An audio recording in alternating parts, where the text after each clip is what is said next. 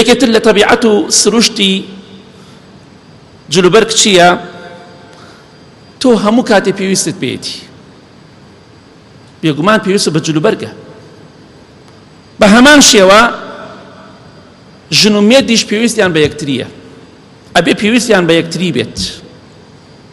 بۆی ئیمامی ئەحمەد ڕەحمەتی خوای لێبێ پیاوێکی بینی دوعایەکەی خوایان ئەحتیاجی کەسم نەکەی، فەرمووی تۆ دوعای مردن بۆ خۆت ئەکەی. وتی بۆ؟ وتی تۆ مرۆڤێکی چۆن پێویست بە خەڵک نابێ؟ ڕاستەکەی تۆ ئەوڵەی خوای غەیری تۆ ئەحتیاجی کەس نەبم، بەڵام پێویستت بە خەڵکە بێ، پێویستت بە خێزانتە، پێویستت بە مێردتە خوشکی بەڕێزم، پێویستت بە مناڵەکانتە، بە خزمەکانتە، بە برادەرەکانتە، هیچ کەسێک نییە پێویستی بە خەڵکی نەبێ. ئەمە دوعای لە نەفسی خۆتی ئەکەی کە خوا لە ناوت بەرێ.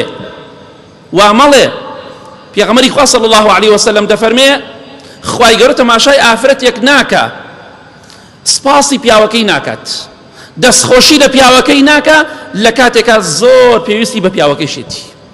ئەوە بەداخەوە خوشکانی بەڕێز بە تایبەتی ئەم تەبیعەتەیان تایە، دەستخۆشی لە پیاو زۆر ناکەن، سپاسی پیاو زۆر ناکەن، زۆر بە شتەکان نازان و ناشکوری زۆر دەکەن، سپڵەیی و بێوەفاییان زۆر تێدایە، بەڵام ناڵێم هەمویان، زۆرێکیان ڕاستەکەی لە بەرامبەرژە پیاویشەیە بە هەمان شێوە بێوەفا و سپڵەیە بەرامبەر بە خێزانی، بەڵام ئافرەتان زیاتریان تایە.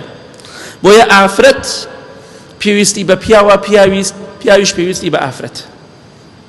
هەروکو چۆن پێویستە بە جلوبەرگە لەبەری بکەی، ئەو تا هەمومان هاتوونە جلوبەرگمان لەبەرە، پێویستمان بە جلوبەرگە لەبەریکن ئەمجا بینە دەرەوە.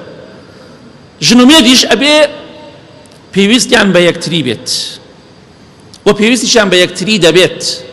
ئەو ڕۆژەی کە خێزانەکەت دەمرێ یا ئەو ڕۆژەی کە مێردەکەت دەمرێ ئەو کاتە دەزانی چەندی ئەحتیاجی بوو، چەندە پێویستت پێیەتی. کەواتە ئاگادار بە خوشکە بەڕێزەکەم لەگەڵ پیاوەکەی خۆدا باش بە، برای بەڕێزم لەگەڵ خێزانەکەتدا باش بە، پێویستت پێیەتی. ئەو مێردی تۆیە لەگەڵیدا باش بە، ئەو خێزانی تۆیە لەگەڵیدا باش بە، بە ئیزنی خوا ئەو کاتە دڵخۆش دەبن. کەواتە جلوبەرگ شتێکە پێویستمان پێیەتی، ئەوە تەبیعەتی جلوبەرگ و سروشتی جلوبەرگە، خەڵکی پێویستی پێیەتی، ژن و مێردیش دەبێ پێویستیان بە یەکتری بێ و پێویستیان بە یەکتریشە. و داوا ئەکەم لە ئەو ئافرەتانی ئەو خوشکە بەڕێزانەی خەڵکێکی زۆری شەیەگرەی دەکات دەڵێ خێزانم لەگەڵمدا ناخەوێت، وەکو کچە عازەبێ کوڕ عازەبێ لەو دوورە دەخەوێت، پیاوەکەت پێویستی بە تۆیە، یا باش بە لەگەڵێدا و لەگەڵیا بخەوە، یا ڕێگەی پێدەبا خوا بۆی حەڵال کرد و خێزانێتر بێنێ. ئەگەر ئەمە حسابیشی بۆ ناکەی چی بکە؟ بچێ زینا بکە، بچێ بەدڕەوشتی بکە، کەواتە پێویستمان بە یەکتریە. برای بەڕێزم تۆش مەچۆ لە دووری پیاوێکی بەڕێز و ڕێکوپێکی توانا و تااقەتەیە مەڕۆ لە دووری خێزانەکەت بخەوە. ئەو ئافرەتە کە لێنێکی بە دروستە بێ ئەو کاتە لەوانەیە بیر لە شتی خراپ بکاتەوە.